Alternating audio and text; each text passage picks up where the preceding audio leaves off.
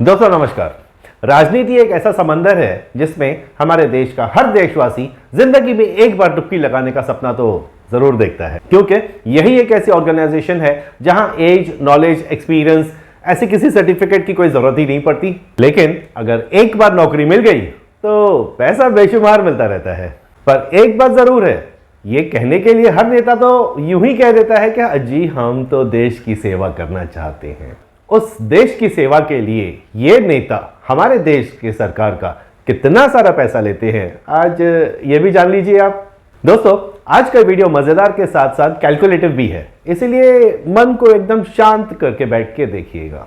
बैठना जरूर, क्योंकि खड़े खड़े अगर आपने ये वीडियो देखा तो इतनी बड़ी रकम सुन के कहीं आपका सर ही ना घूम जाए। और सबसे बड़ी बात कि आज के वीडियो में कहे जाने वाले सारे अमाउंट ऑफिशियल हैं और हमारे जो देश के नेता हैं वो अपने देश के प्रति कितने ईमानदार और समर्पित हैं, इस बात के तो क्या कहने।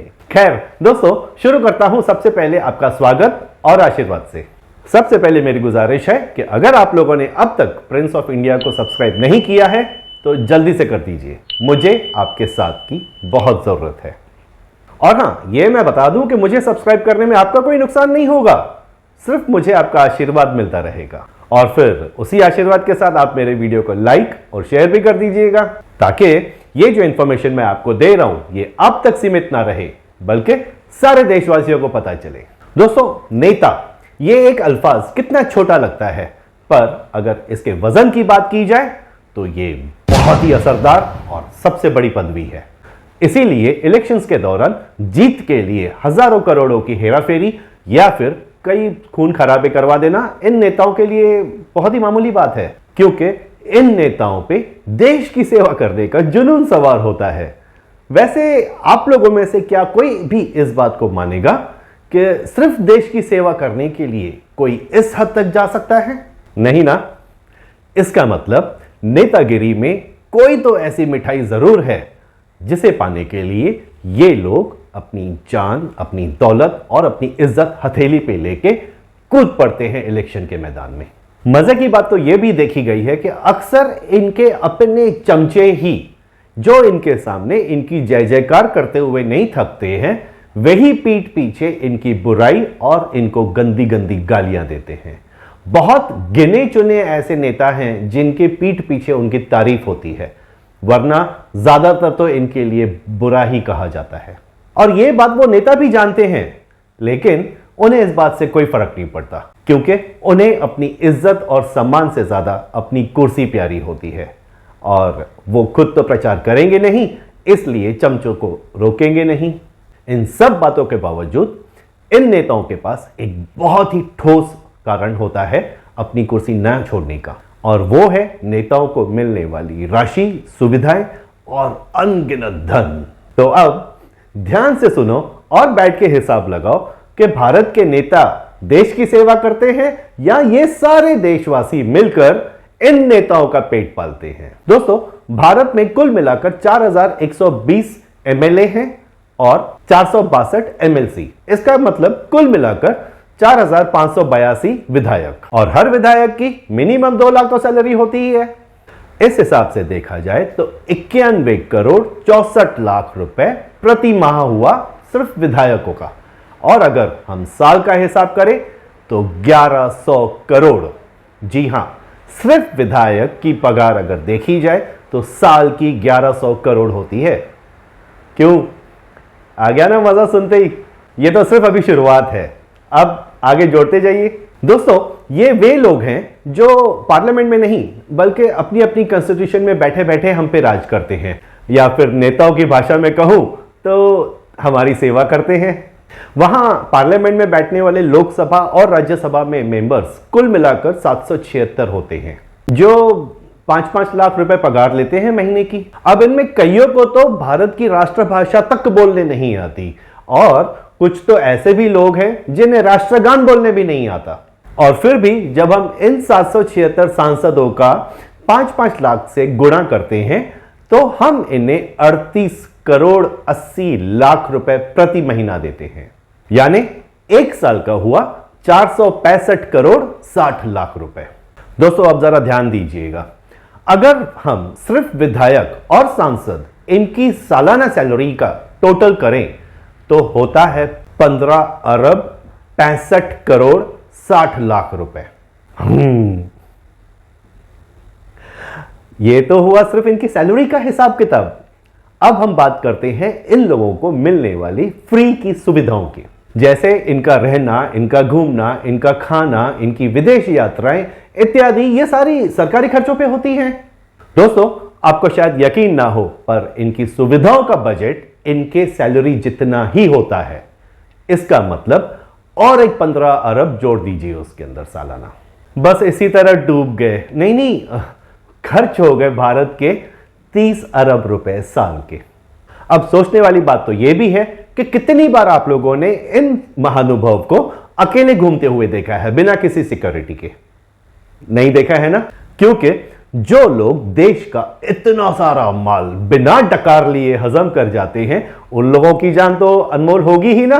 और सिक्योरिटी वाले भी तो पागल नहीं है कि फ्री में इन लोगों की जान बचाते फिरेंगे, वो भी तो पैसे लेते होंगे ना।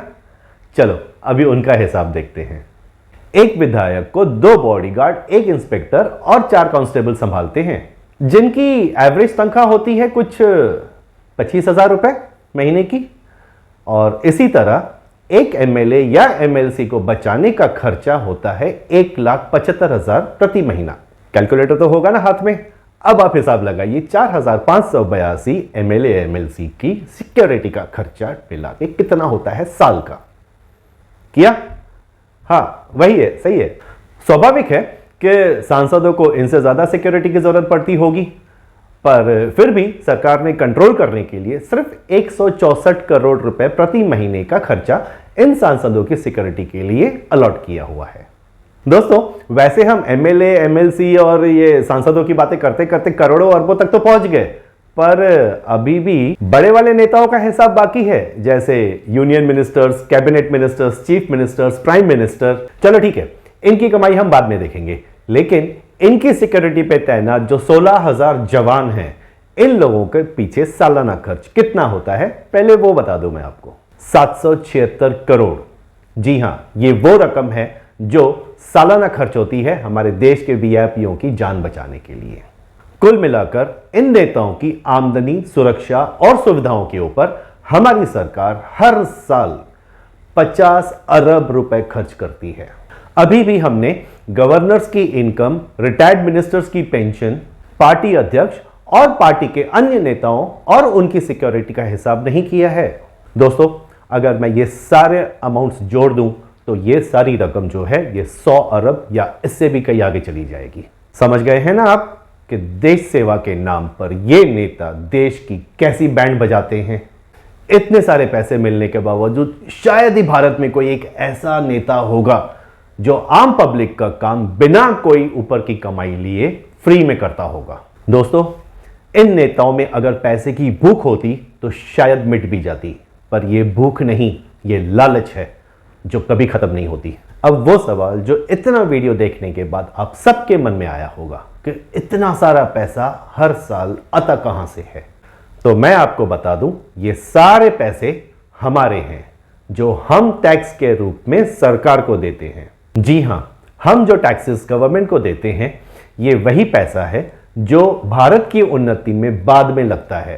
पहले इन गरीब नेताओं का पेट भरने के लिए इन्हें भोग चढ़ाया जाता है। ये वही नेता हैं जिन्हें हमने चुना है और जो हमारी सेवा करने के लिए कुर्सी पे बैठे हुए हैं। हम देशवासियों के 100 अरब से भी ज्यादा रुपए इन नेताओं को देने के बाद हर साल क्या सुविधाएं मिलती हैं एक आम आदमी को? इनको और इनके बच्चों को देश विदेश में travelling free, education free, insurance free, medical free, ये फ्री, वो फ्री, सब कुछ फ्री। और हमारे लिए दोस्तों, इलेक्शन में हम अपना प्रतिनिधि क्या इसीलिए चुनते हैं कि वो हमारी जो घर की महिलाएं हैं उनको फ्री में बस सर्विस दे, इलेक्ट्रिसिटी बिल में डिस्काउंट दे, हम लोगों को चॉकलेट से भी छोटी सुविधाएं देकर और खुद जाके सोने के सिंहासन पे बैठ जाए। क्या आप लोगों को नहीं लगता कि इस देश के अंदर भी एक सर्जिकल स्ट्राइक की जरूरत है? क्या आप लोगों को यह नहीं लगता कि नेताओं के ऊपर हो रहे इस फिजूल खर्चे के ऊपर रोक लगाई जाए? क्या हम सब लोग इसीलिए टैक्स भरते हैं ताकि हमारे पैसों से ये नेता अपनी जिंदगी ऐश और आराम से जी सके? क्या आप लोगों को ऐसा नहीं लगता कि ये सारे नेता मिलकर हम लोगों के हक की खुशी और सहूलियत को छीन रहे हैं हमसे? अगर इन सारे सवालों का जवाब चाहिए तो इस वीडियो को अभी के अभी शेयर कर जगाइए सोए हुए देशवासियों को, क्योंकि आप लोग तो इस बात को जान गए कि हर अनपढ़ गुंडा मवाली नेता क्यों बनना चाहता है, पर आपके उन परिजनों और दोस्तों को तब तक यह बात पता नहीं चलेगी जब तक आप इस वीडियो को उन तक नहीं पहुंचाएंगे। और हां, इस वीडियो के जरिए मैं प्रधानमंत्री जी को एक रिक्वेस्ट करना चाहता हूं।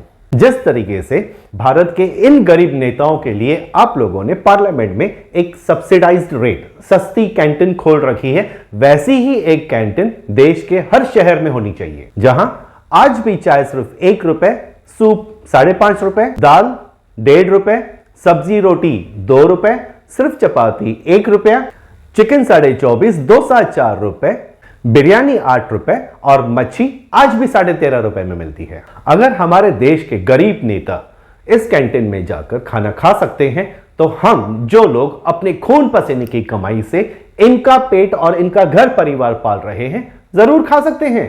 दोस्तों, जल्दी से पहुंचाइए इस वीडियो को प्रधानमंत्री जी तक। हो सकता है कि आते साल में आपके शहर में भी एक ऐसी कैंटीन खुल जाए। जय भारत।